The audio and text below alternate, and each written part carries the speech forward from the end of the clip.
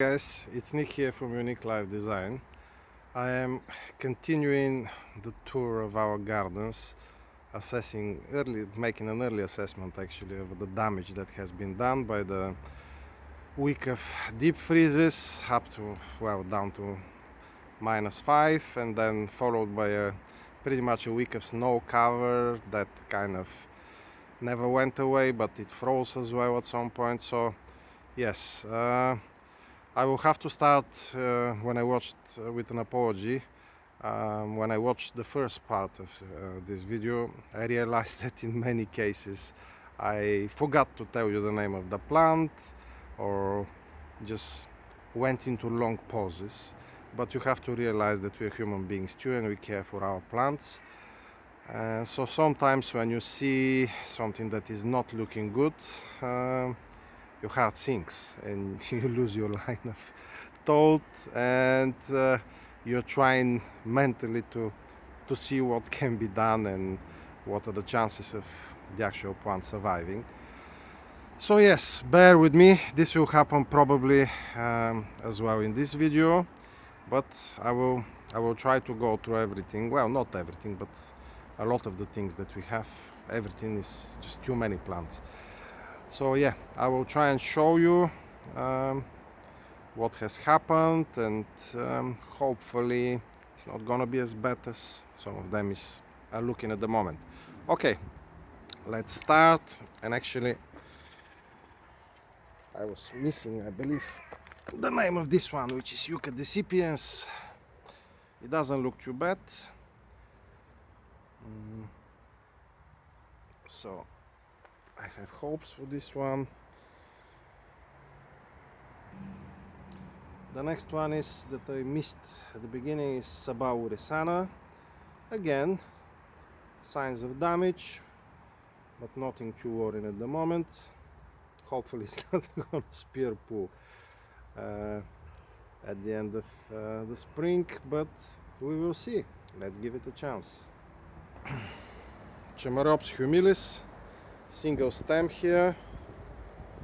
Unfortunately, I don't think we will have viable seeds this year because of the freezes, but other than that, it looks perfect.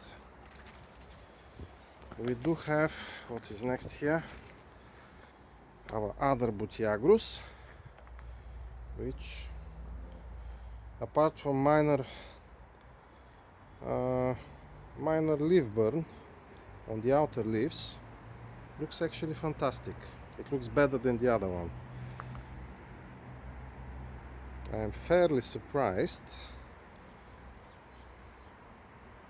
I would have imagined the other one would be more resilient, but maybe that's just my imagination.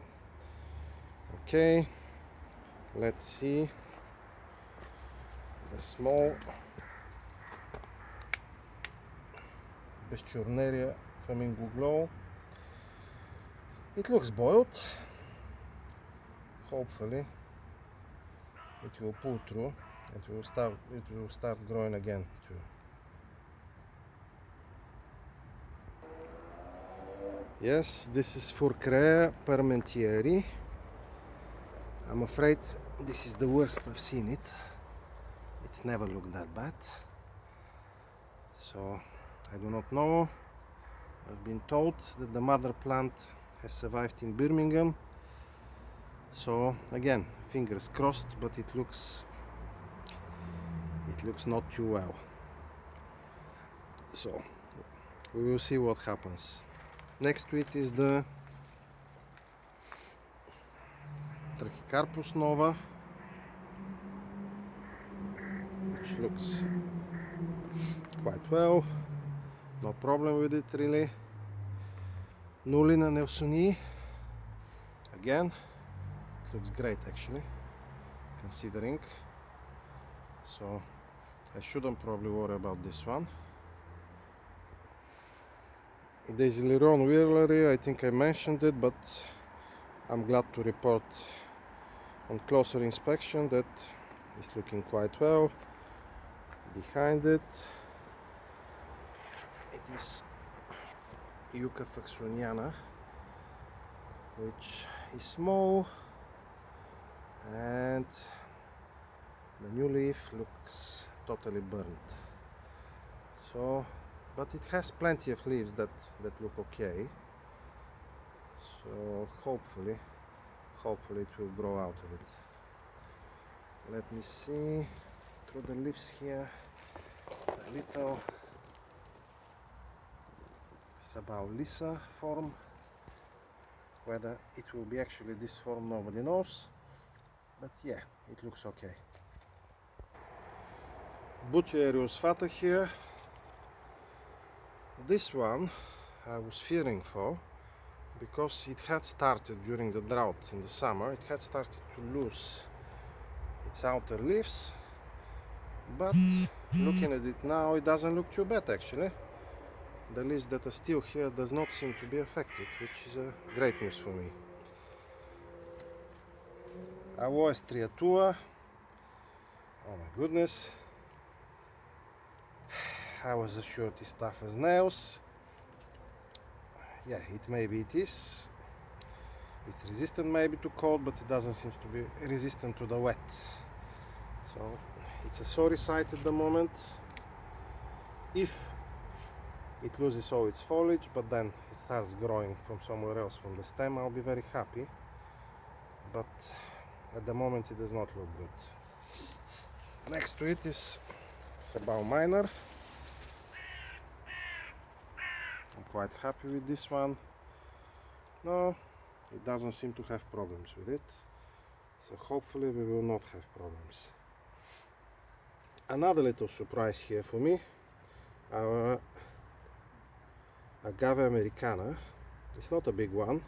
It's a pup of the big one we have outside, which we moved actually last spring. So it's probably not too established. It had roots, but it's probably not too established either. But it does look quite well actually. It doesn't look too bad. So high hopes for this one. Next to it, Yucca Jewel, Yucca elephantipes jewel. Yeah, it does seem to have mold on it, and the leaves look pretty burnt, well actually boiled, more like it. So even the ones that are kind of low, they don't look too good. Not sure how the stem looks. Let me try and touch it. Oh, not too bad. It's not mushy yet. So I do hope, although the foliage is a goner really, I do hope that it will start growing again, either from the old head or maybe from the new ones maybe that would appear.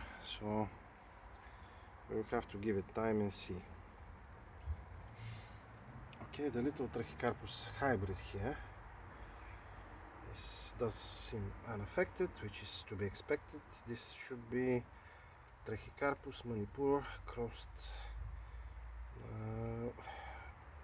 Sorry. Trachycarpus wagnerianus crossed with princeps. So I don't see any problems with it so far, which is a great news. Okay, one of the two of our biggest double banana that we have, as you can see, is mush, so we had to cut it down. The other one, let me see, hopefully inside is not as bad as this one. It hasn't collapsed, it hasn't fallen down really so far, so it will see in the future. Washingtonia robusta. Washingtonia robusta, quite a lot of leaf damage. Some in the middle too, but looking at the newer leaves, I think, I do hope, of course, not sure, but I do hope it will pull through and with the speed that it is growing, soon it will be having new leaves to replace the old and damaged ones, which we'll then be able to cut off. So let me see. Butia paraguayensis, another smallish Butia here, which seems to be quite alright. Next to it is the other Trachycarpus hybrid, which is wagnerianus crossed with nanus. Again, newly planted relatively, but unaffected, as one would expect. So quite happy with that. Little Chamaerops radicalis here doesn't seem to have any problems under the cover of the big Washingtonia. So yeah, that's good. Closer look of our Butia eriospatha, or maybe catharinensis, both is catharinensis, which I was told is then eriospatha. It actually looks perfect, which is quite the relief. Another Chamaerops radicalis, again, for me one of the best plants, the most enjoyable plants. Really unfussy and tough as old boots. So yeah, this one looks great too.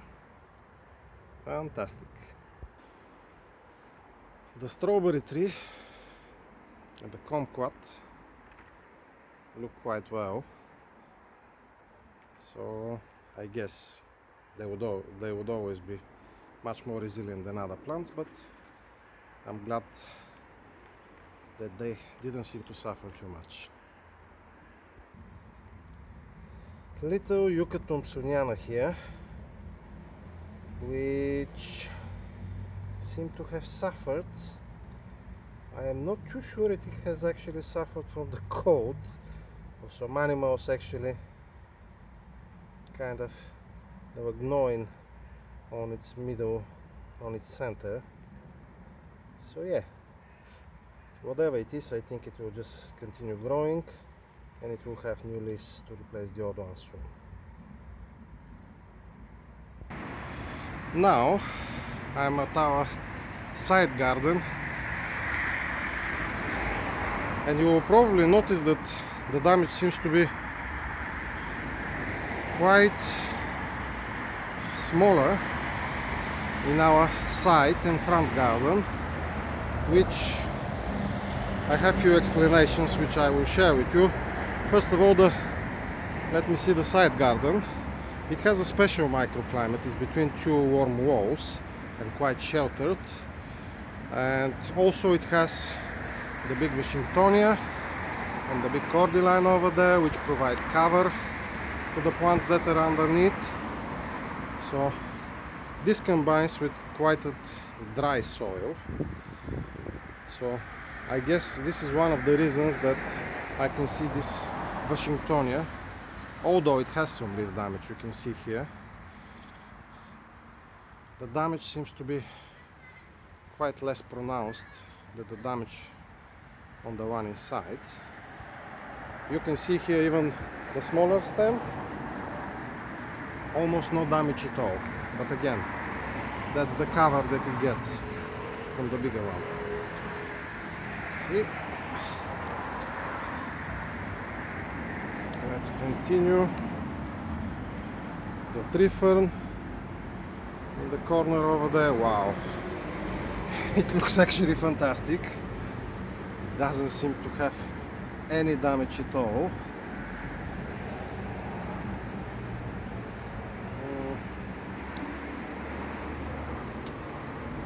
Let's see, small Butia catharinensis, just a little bit of drying at the end of the old leaves, but as you can see, right under the leaves of the tree fern. So it has also helped.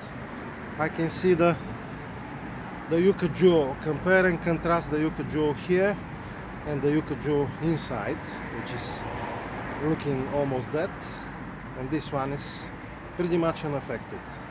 Again, the same with the sagu palm here. It's smaller, it should be maybe much less resilient than the ones inside, but quite green leaves, very little damage.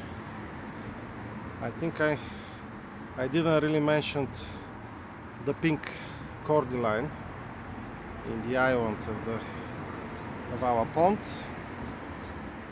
but it didn't look too good. It looked quite bad actually.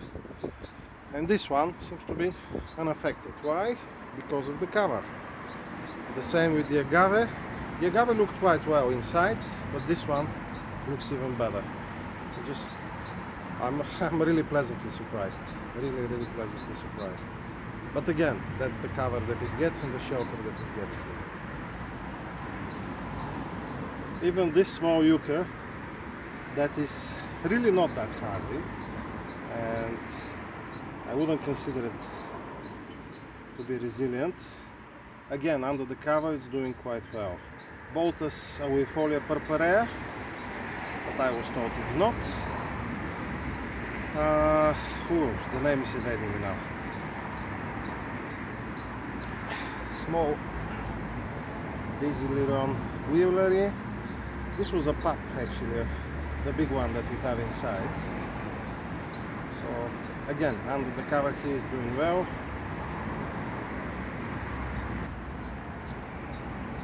Small Brachia here, no damage at all, which is quite nice to see. Again, being undercover has its disadvantages, like less light I guess, but it also has its advantages. It keeps it dry, and I guess it protects from the frost and the snow and so on. So yeah, really happy with the state of the side garden. Let's continue with the front garden. Phoenix Canarians looking unaffected here, much better than the one inside. You will notice the theme actually, that the plants in the front and the side garden. The front garden is more of a mystery to me, why the plants seem to be less affected than the back garden. It always seems to be a bit colder in the back garden, I don't know why. I guess this being looking southeast is a big explanation for it. And also the soil at the front, it's much drier than the one at the back. The one is, well, literal mud bath at the moment. If you start walking, you're drowning in mud. So this one is quite drier, although still muddy. So yeah, Phoenix Canarians, great. I can see here Trachycarpus fortunei, great. Let me see the agave. I was worried about the agave. It doesn't like wet, it doesn't like cold. It's more of the wet that I was worried about. That is our biggest. So it does not look too bad actually, considering the deep frost that we've got and the snow and the long time it took to get away. So yeah, hopefully this will pull through. This Dasylirion is struggling. It has been struggling for a while. It's kind of having a problem with its center. It goes through endless cycles of beginning to rot in the center and then growing out of it and then beginning to rot again. And this was even without snow and without ice. So yeah, that's good. The monkey puzzle tree, as expected, no problem with it. Olive tree, no problem with it. Cordyline, look at that. No sign of damage at all. Fantastic. fantastic. Again, I would say for me, although we didn't have much sun at all during this period, being southeast looking and the dry soil underneath it, I guess it helps, I don't know. Or maybe being under a big tree, but although no foliage on this tree, so I'm not sure how much of a help it was. Anyway, it looks quite well. Chamaerops humilis serifera, no problem with it. Let's see. Dasylirion longissimum, no problem. Sagupalm, Ficus revoluta.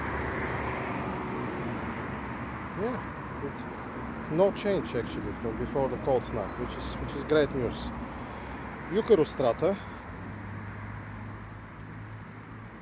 Yeah, looking quite well. Normal Chamaerops humilis.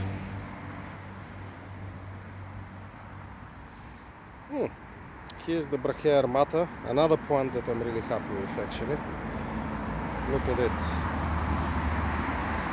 It seems to have no problems at all, which is really surprising for me, because the one at the back, it is showing some signs, although the one at the back is supposed to be bigger, but this may be better established. But again, I think it's the dry soil that makes the big difference. Butia odorata over there. Yeah, doesn't seem to have any problems. Washingtonia robusta, relatively small one, but it's looking quite chirpy, especially in the middle, so I don't think it will have problems. Oh, so we have a victim here, I believe. This is the Yucca elephantipes. Yep, the middle doesn't look too good, so we may be looking in the future at another head popping up from somewhere and then growing like that. The Yucca Jewel, similar tail, have a lot of damage, lots of heads here, so if that has helped and kept cover for one of them, which will maybe start growing after the other ones are gone, we will see. Butia eriospatha, no, seems fresh in the middle, so no problems at all. And I will be finishing up with Jubaea chilensis. I bought this as a very small one, so it's finally beginning to wake up and start growing. It has been growing, but with a glacial space, so I'm glad to see that it's looking quite robust now and it's picking up speed here. Just to mention the red cordyline, looking quite well actually, better than its cousin inside, although this one is in a pot and the other one is in the soil, so yeah, glad to see that. Okay guys, thank you for your patience. I hope you enjoyed our tour, although in parts it was a bit heartbreaking for me, but hope springs eternal, as they say. As you can see, the daffodils are coming up already, so let's see, let's hope even some of the plants that did not look too well on this first inspection, we'll actually find it within them to survive and grow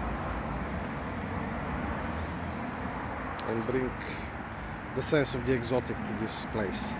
Okay, speak soon, bye.